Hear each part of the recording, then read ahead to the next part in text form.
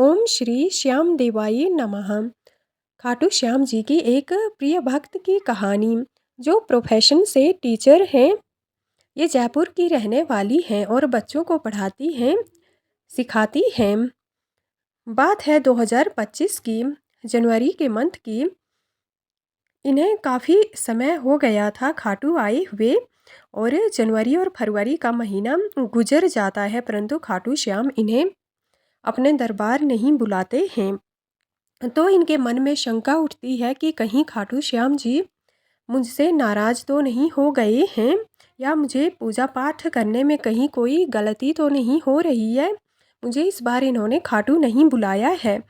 इतना ही था कि कुछ ही दिनों में 2025 के फाल्गुन मेले में खाटू श्याम इन पर अपनी कृपा फिर से बरसाते हैं और इन्हें अपने धाम खाटू बुलवाते हैं। न सिर्फ फाल्गुन मेले में खाटू श्याम जी इन्हें बुलाते हैं, बल्कि अन्य भक्तों की भांति ये इस मेले को बहुत अच्छे से एंजॉय भी करती हैं। खाटू श्याम जी की कृपा की कहानी इनके जीवन में यहाँ से शुरू नहीं होती है, बल्कि कई सालों पहले से खाटू श्याम जी की कृपा बनती रही है। बात 2024 की है, जब ये बच्चों को पढ़ाती थी। इसी दौरान यह बताती हैं कि इन्हें कुछ डिप्रेशन के सिम्टम्स हो गए थे, या कुछ परेशानी, ऐसा लग रहा था जैसे ये अपनी ज़िंदगी से हार चुकी हैं या टूट चुकी हैं। ऐसा नहीं है कि ये कोई काम नहीं करती थी, ये तब से टीचिंग का काम करती थी, पर फिर भी ये मन से कई बातों से हार चुकी थी और काफ़ी परेशान रहने लगी थी। तभी 2024 की ही बात है, खाटू से इन्हें बुलावा आता है और ये खाटू श्याम के दरबार आती हैं।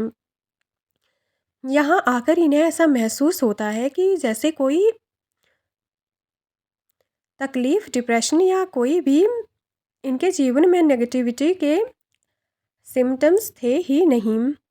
फिर से ये अपनी खुशहाली भरी ज़िंदगी जीती हैं और श्याम की कृपा से अपने जीवन में जो भी अंधकार में समय था उसे दूर कर लेती हैं।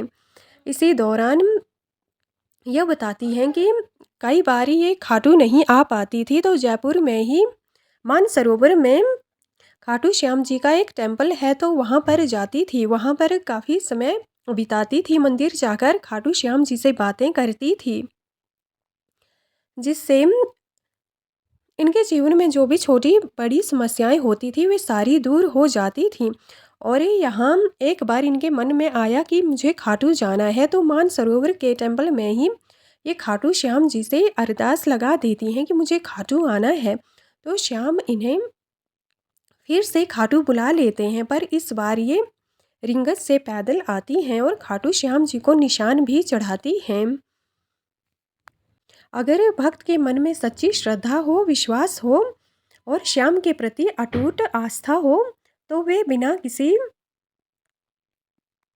देरी के तुरंत ही अपने दरबार में बुला लेते हैं और जो भी समस्याएं होती हैं उनसे दूर ले जाते हैं। यह श्याम भक्त बताती हैं कि खाटू श्याम जी ने बहुत सारे चमत्कार किए हैं, बहुत सारी छोटी बड़ी कृपा की है, जिन्हें शब्दों में बयान नहीं किया जा सकता है। खाटू श्याम जी की कृपा और दया मेहर तो इतनी होती है कि जिसे शब्दों से बयान किया ही नहीं जा सकता है। इनकी कृपा शब्दों से परे है। जो भी भक्त सच्चे मन से खाटू आता है उसके जीवन से परेशानियां तो जाती ही जाती हैं और इनके जीवन में और बहुत सारी खुशियां आती हैं, जिनके बारे में हम कल्पना भी नहीं कर सकते हैं, सोच भी नहीं सकते हैं।